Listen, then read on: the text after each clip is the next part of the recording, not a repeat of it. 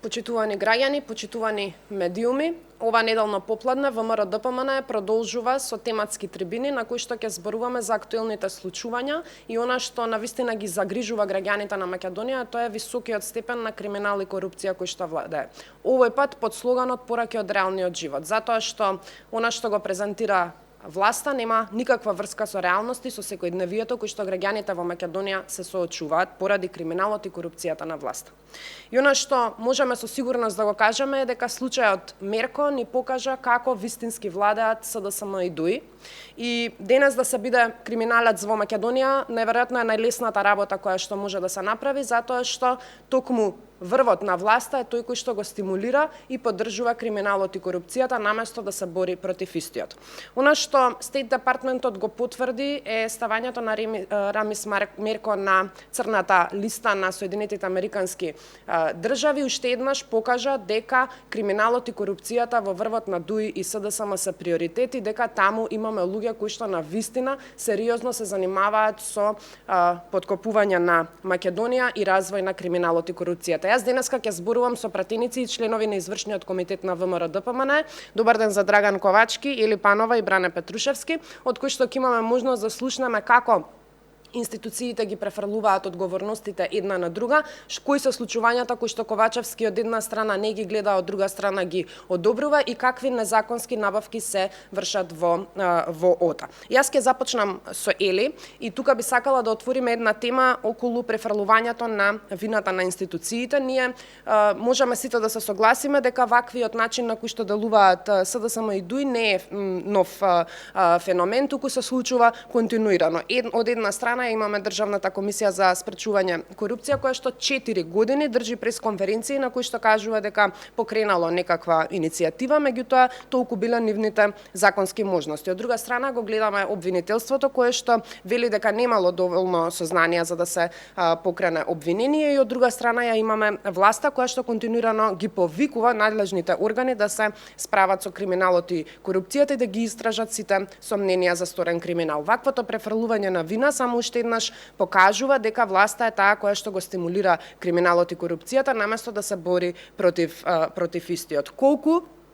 е возможно институциите да се справат со ова, колку е возможно истите доколку навистина сакаат и немаат притисок од власта да го спречат ваквото деяние кое што се случува и колку власта на СДСМ и ДУИ го стимулира криминалот и корупцијата со поставување на врвни личности на важните позиции кои што треба да се борат против криминалот и корупцијата.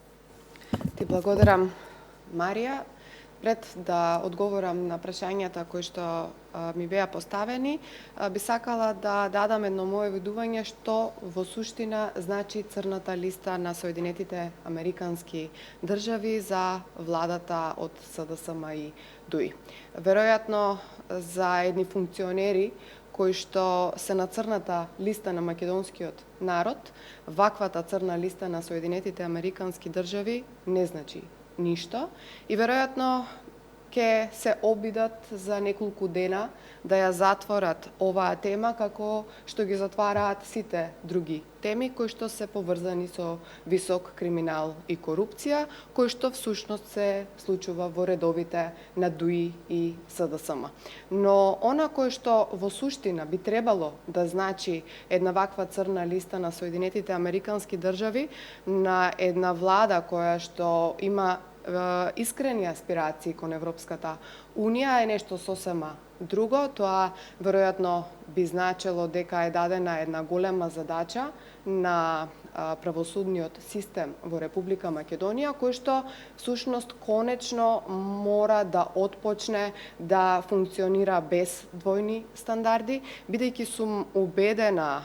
дека ако Мерко беше веројатно припадник на било која друга политичка партија или ВМРО ДПМН, веројатно до денес веќе ќе беше во притвор и тоа поради причини, а тоа се веројатно опасност од влијание на понатамошната истрага, ако се зема во предвид колку кривични пријави имало во целиот изминат период за Рами Смерко. Исто така тоа што успеав да го прочитам од медиумите, а е доста зачудувачки, е дека Рами Смерко всушност функционира како висок функционер на СДСМ од 2005 година. За него се познати многу скандали и многу одржани пресконференции од страна на локалната, меѓутоа и од на централно ниво, од страна на опозиционни партии, впрочем и наши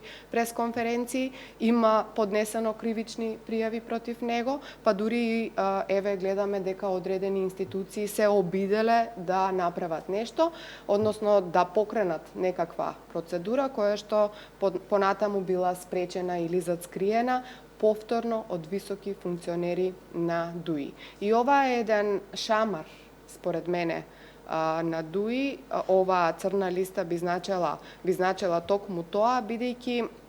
всушност одговорноста мора да постои, а одговорни за непостапувањето и зацкривањето на криминалните действија на високите функционери на ДУИ се токму инфилтрирани членови во највисоките судски инстанции и во обвинителството и во судството на Република Македонија, а исто така ако подобро размислиме, ќе сватиме дека ова црна листа и ова објавување на Соединетите Американски држави е опомена на Ковачевски, ако знае да ја прочита, заради тоа што, замислете, тој не можел да види што се случува на 150 километри од Скопје, односно не знаел што се случува во Струга, а исто така не знае што се случува и на 50 метри од собранието, односно не знае кога се купува еден огромен деловен објект од страна на внукот на Али Ахмети и се прави дека за тоа едноставно тој не е надлежен и не треба да повика никој да излезе со одредени своји видувања и постапувања од страна на надлежните институции. Не виде кога зборувавме и кога држевме пресконференции за купувањето на деловни објекти на улица Македонија, исто така на 50 метри од собранието, но веројатно е сето тоа со причина, а причината е тој лично веројатно да не одговара и неговото пошироко семејство за скандалите во кои што беа вмешани, односно корупцијски на земјиштето од сопругата, со Pixel Group и така натаму, меѓутоа за тоа сето многу говоревме, веројатно сега треба да продолжат да зборуваат институциите. Она кое што исто така би сакала да го нагласам е всушност моето видување како и зошто институциите всушност ги префрлаат своите одговорности и зошто не постапуваат. Ако се земе в предвид дека во овие изминати 2 дена на пресконференција се појавија само Државната комисија за спречување со корупција и Славица Грковска од Кабинетот за добро владење и нивните објаснувања беа дека ете тие се обиделе да направат нешто, Славица Грковска кажува дека некаков закон бил во некаква процедура, едно е јасно.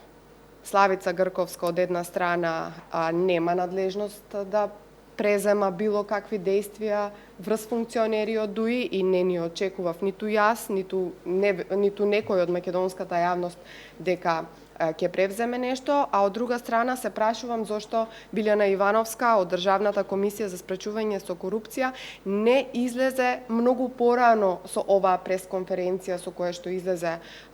вчера и не ги повика институциите многу порано да постапуваат и не беше гласна во врска со тоа. Ова е, според мене, само еден дефокус, затоа што ако треба некој да биде повикан, треба да биде повикано обвинителството, треба да биде повикано судството и оние кои што се директно одговорни во врска со правосудниот систем во Република Македонија. А кои се тие? Јас направив една кратка анализа зошто сметам дека токму тие бизнис, судски, политички влијанија и притисоци се толку силни во судството и обвинителството, е токму поврзаноста со ДУИ во овој случај. Впрочем, ако требаше некој да излезе на пресконференција, верувам дека тоа беше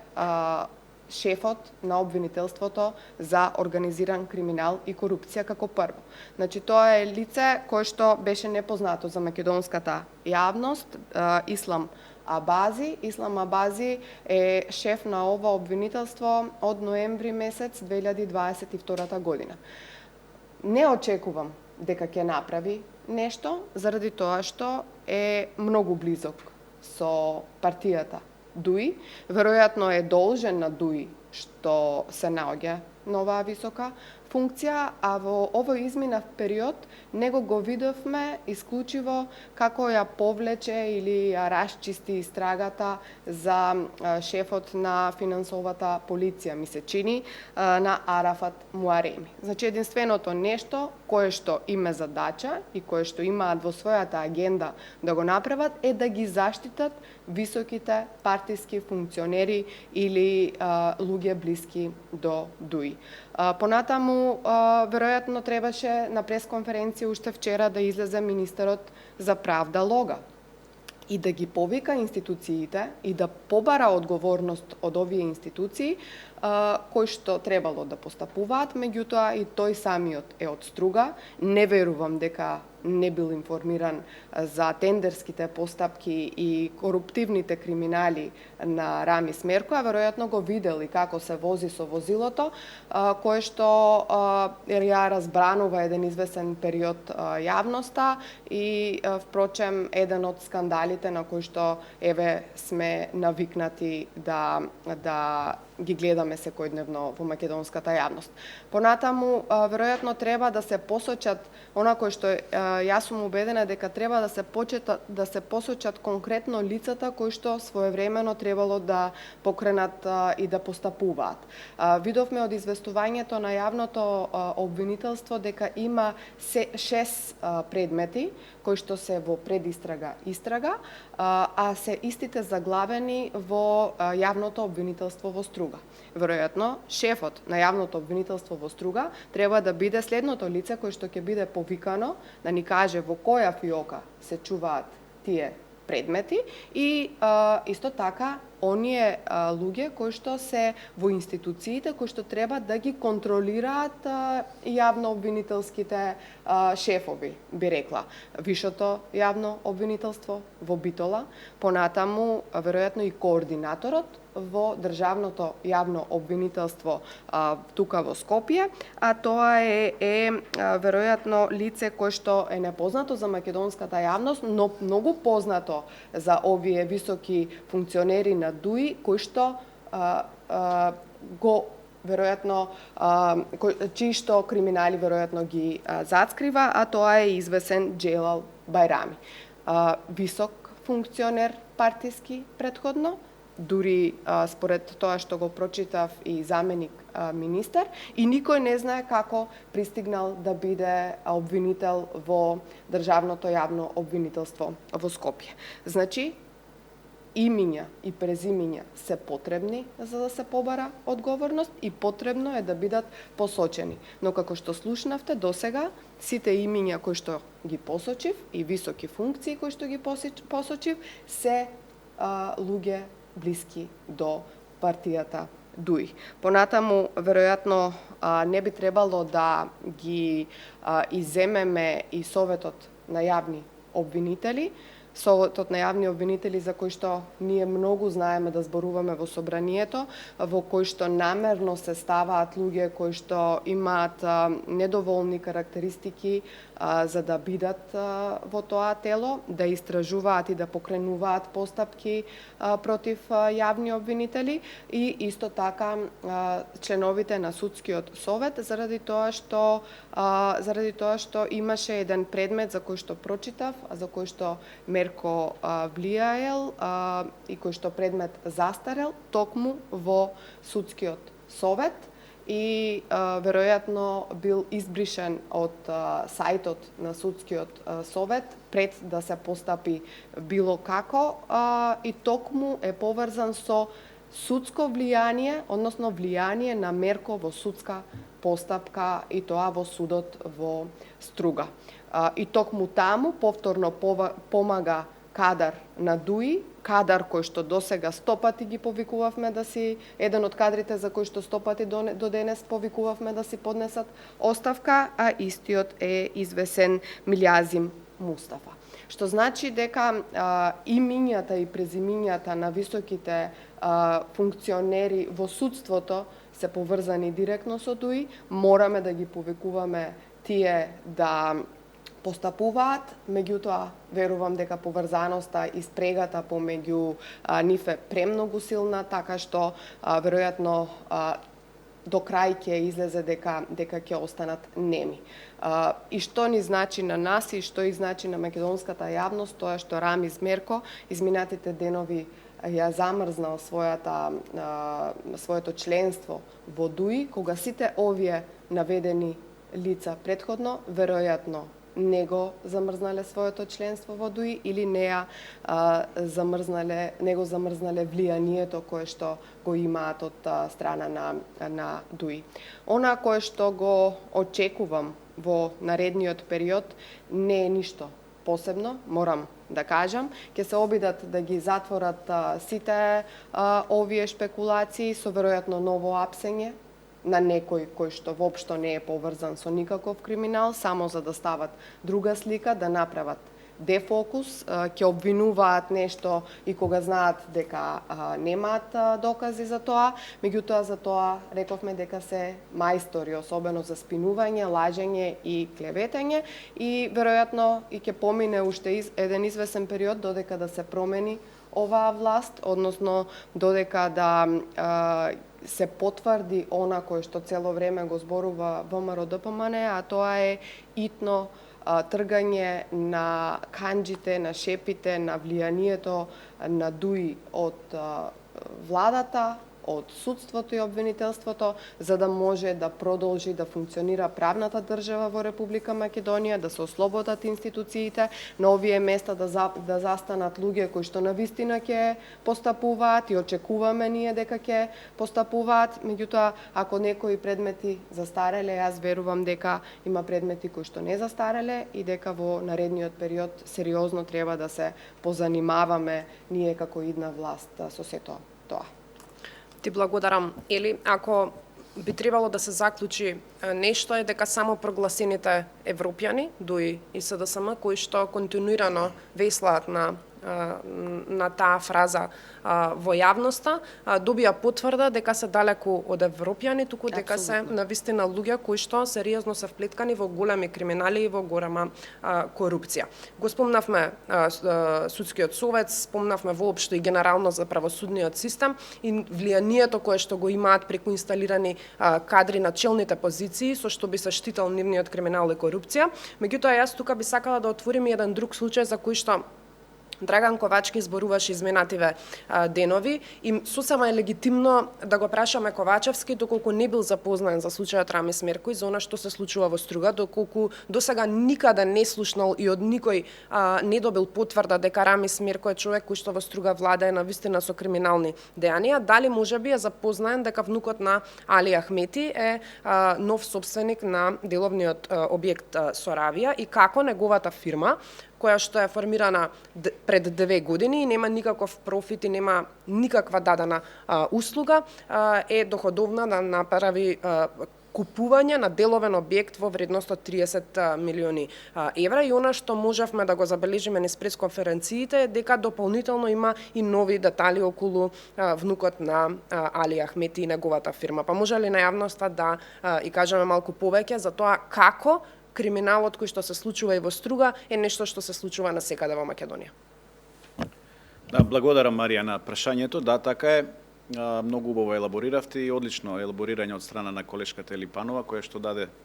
убав опфат практично за ДУИ, за Демократската унија за интеграција, која што е канцерот на македонското општество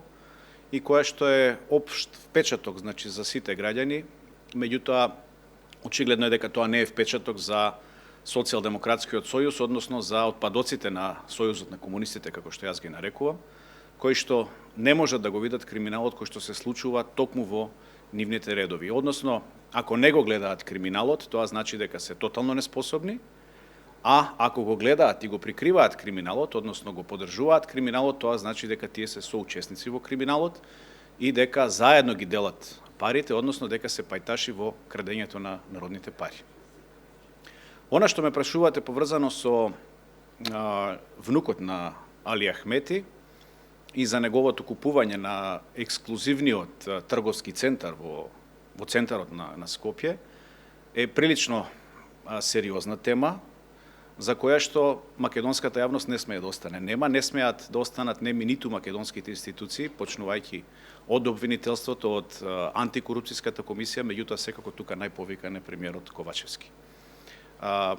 Симптоматично е што фирма која што е формирана токму пред 2 години со основачки влог, значи од 50.000 евра, која што вие рековте не остварува никакви услуги, меѓутоа јас имам и некои сознанија дека дури работи и со загуби, значи дури и со загуби работи, а купила еден трговски центар во вредност од 30 милиони евра. И сега тука се поставува прашањето чии се парите, односно од каде се тие пари, дали се тоа пари од некакви тендери, дали се од некакви незаконски набавки, дали се перат црни пари од некакви нелегални бизниси и така натаму, кое што најверојатно ги прави кланот Ахмети. И за тоа најповикан е секако премиерот Ковачевски, кој што не смее да остане нем на овие наши пресконференции и на барањето на јавноста за расчистување на овој случај, затоа што ова не е прв пат, убаво спомна почитуваната колешка, значи не може да се прави нем и глув на овие работи, затоа што се правеше исто така за дуќанот на братот на Груби во центарот на Скопје. Еве сега се правеше за Рами Смерко, направи нели го ќе си даде оставка доколку тој бил на негово место, а после тоа излезе откако излега го укорија од Демократската унија за интеграција, го укорија, па човекот повикуваше на морал и на некаква етика од страна на именуваното лице. Значи, очигледно е дека станува збор за лице кое што е уценето и кое што е под контрола на Демократската унија за интеграција. Исто така во овој случај е доста симптоматично и отсуството на реакција од страна на првиот вице-премиер, односно заменикот на господинот Ковачевски, тоа е Артан Груби, кој што до сега го нема, гледате во јавноста, се нема произнесено во врска со овој случај. Знаеме дека тој масовно, значи, лобираше за господинот Мерко да стане градоначалник, му даваше поддршка, меѓутоа очигледно е дека не сака да го брани случајот со Али Ахмети, односно со внукот на Али Ахмети, затоа што очигледно е дека е свесен дека кланот Ахмети е тој на кој што му е дозволено, односно го има прерогативот да прави криминали во Македонија и за тоа да не одговара. Така да прилично симптоматично и отсуството на негова реакција од тој аспект. И сега поврзано за кланот Ахмети, како што прашавте, има и некои нови моменти, ние денеска ќе ги објавиме како партија, јас ќе ги објавам. Станува збор за еден договор кој што го има подпишано исто така Дрин Ахмети, односно внукот на Ахмети, тој што го купи трговскиот центар со Равија за 30 милиони евра. Овде имам во мене договор со СМ, значи човекот Дрин Ахмети е собственик на една фирма Еверест џд,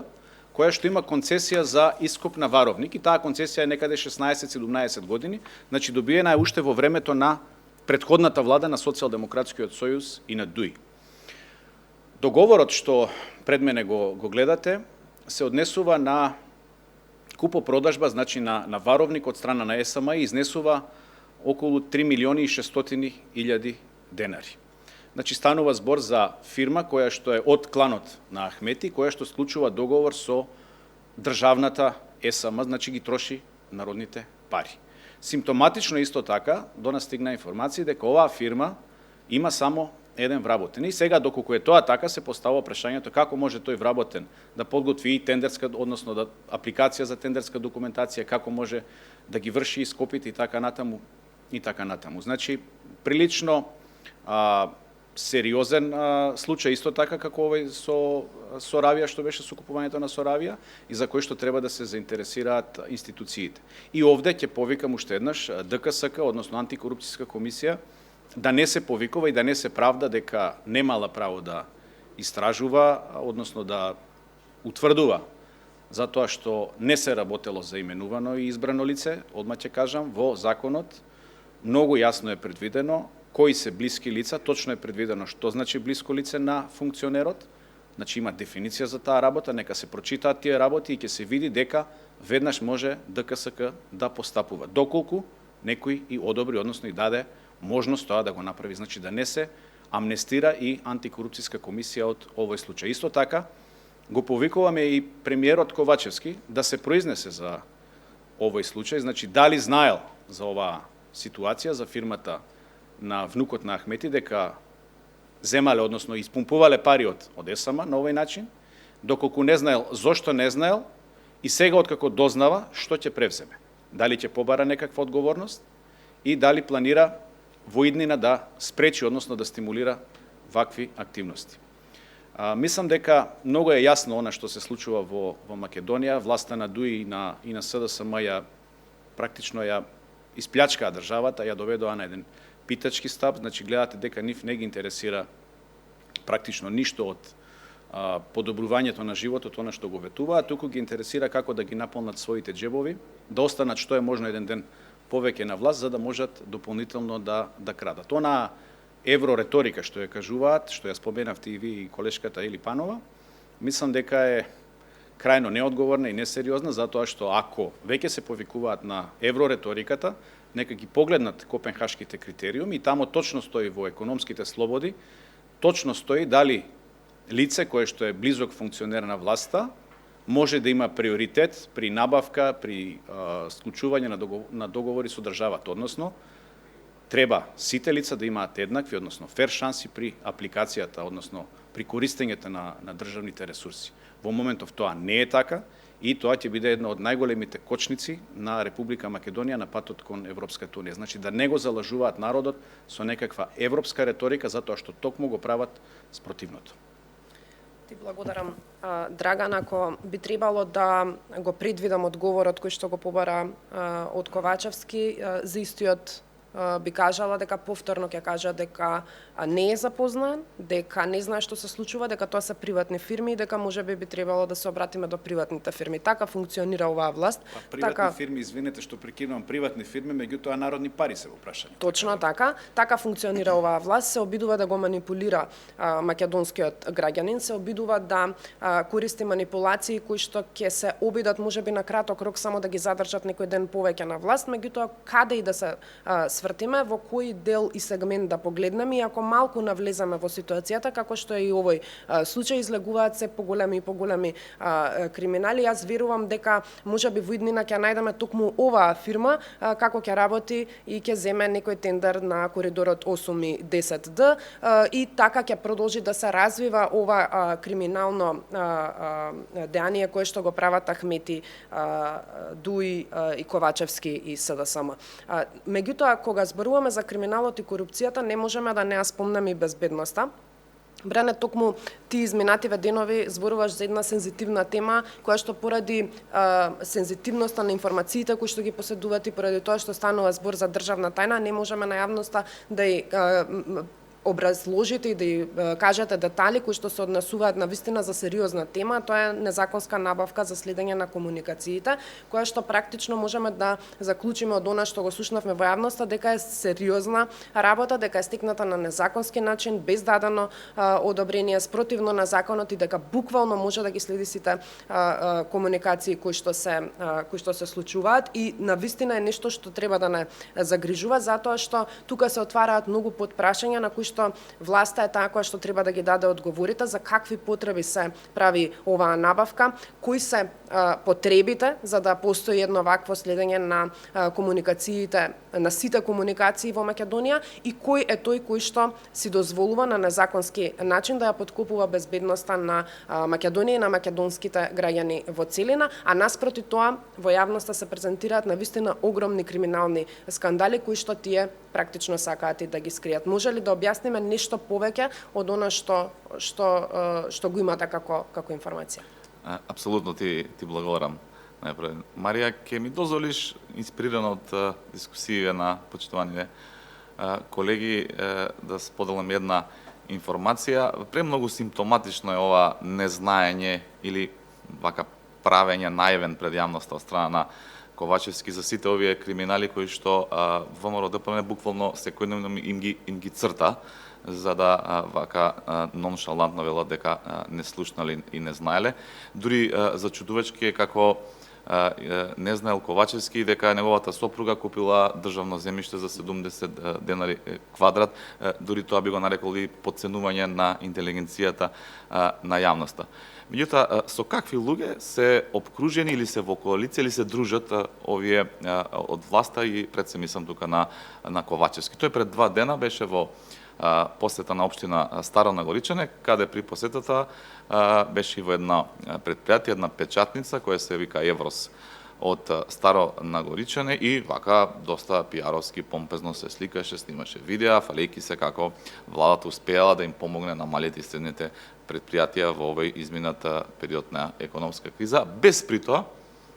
да не знае дека истата таа фирма од Старо Нагоричане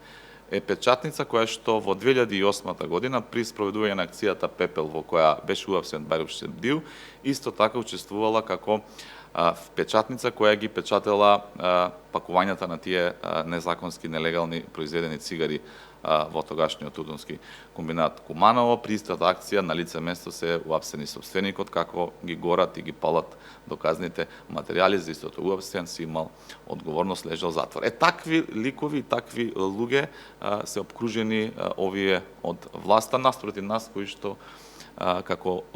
ВМРО ДПМН, како опозиција, секојдневно се со народот и ваквите информации во најголема мера ги добиваме токму од граѓаните, токму од народот со кој што јас често велам дека сме во коалиција. Точно е дека пред неколку дена, точно на 16 јуни, на пресконференција во Собранието на Република Македонија, како член на Комисијата за надзор над спроведување на посебните истражни мерки, излегов на пресконференција и укажав на една незаконска активност од страна на Оперативно-техничката агенција. Она што е проблем, генерален проблем веќе во Република Македонија, тоа што јавното обвинителство суденови молчи за ова известување и не презема никаква акција по однос на тоа што како член на Комисија за надзор на спроведување на мерките за следење на комуникациите ги изнесов, а тоа е дека ОТА извршила незаконска набавка на опрема за масовно прислушкување. Симптоматично е исто така што молчи и МВР на Спасовски, ниту во дело дали покренала некаква истрага, меѓутоа ниту во дело дали истото кое што е обврска согласно закон, дало одобрение за една ваква набавка на ОТА, особено земајќи во предвид дека токму Спасовски раководеше со реформите во безбедниот систем, а со цел спречување токму на ваква злоупотреба на системот за следење на комуникациите. За јавноста само да знае има два типови на како се следат комуникациите. Едното е законско следење на комуникациите, кое што е еднозначно и се однесува на еден таргет кој што под строго дефинирани критериуми може да биде следен во врска со тежок криминал, тероризам и слично, и тоа со претходна судска набавка. И повторувам, тоа е еднозначно следење на комуникациите само на тој еден таргет. Ова што ние се сомневаме дека се прави во согласно со она што го имаме како информација, затоа што замислете, техничката спецификација на ова опрема е деловна тајна, нешто слично паралелно на она што се случуваше со договорот за изградба на автопатите, и таа деловна тајна била над сите можни закони во Република Македонија, па замислете јас како пратеник кој што има сертификат за класифицирани информации со највисок степен државна тајна, кој што е член на комисија собраниска за надзор над работењето на ОТА, не можам да ја видам таа спецификација затоа што била деловна тајна. Меѓутоа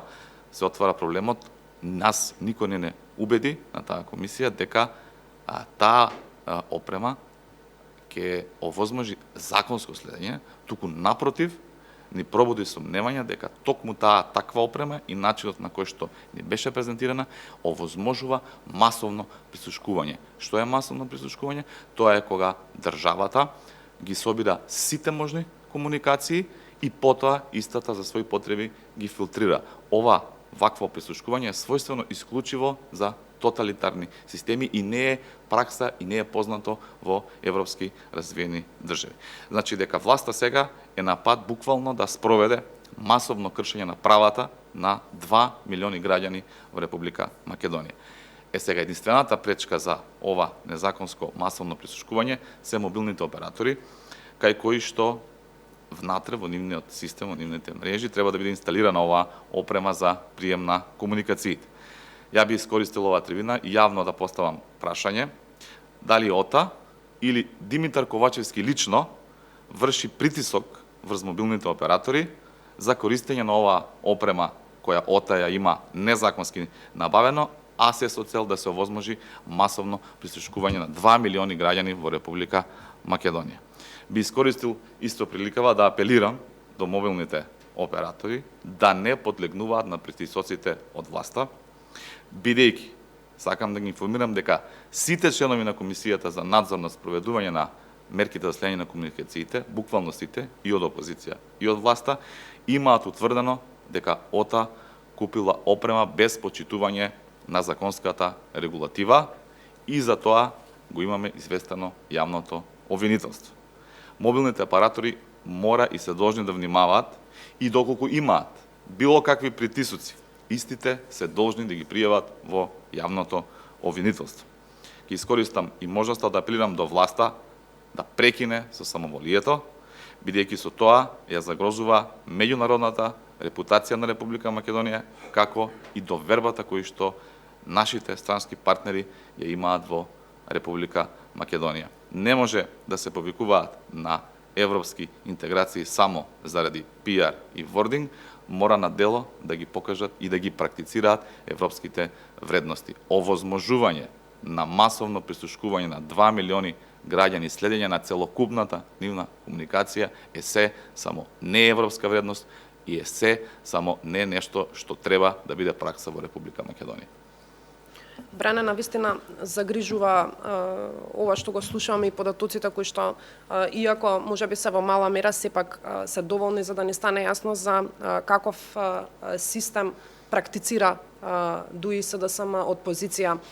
на власт и се надавам дека и од страна на Собранието и од комисијата во која што си член, меѓутоа и од институциите кои што континуирано ги повикуваме, ќе се најде некој храбар кој што ќе се спротивстави на ова и ќе покрене во најмала рака постапка, затоа што покрај тоа што се загрозува безбедноста, истата оваа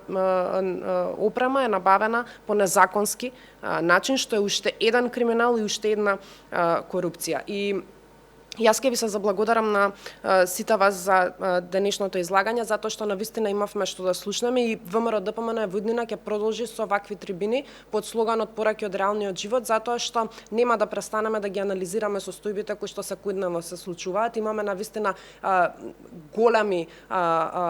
состојби кои што треба да ги анализираме, големи состојби за кои што треба да зборуваме. ВМРО ДПМН нема да молчи како во минатото, така и во иднина, напротив ќе зборуваме и за криминалот, и за корупцијата и за сите дејанија кои што власта ги правија се спротивно на волјата на граѓаните, затоа што како политичка партија која што навистина е свесна и согласно анкетите дека во иднина ќе ја предводи власта, имаме сериозна намера да се спротивставиме на криминалот и корупцијата. Во Македонија е време да владее правото, во Македонија е време да имаме честни и одговорни политичари и е време да ја вратиме довербата на граѓаните. Ви благодарам уште еднаш за вашето гостување тука во пресцентарот на ВМРО ДПМН.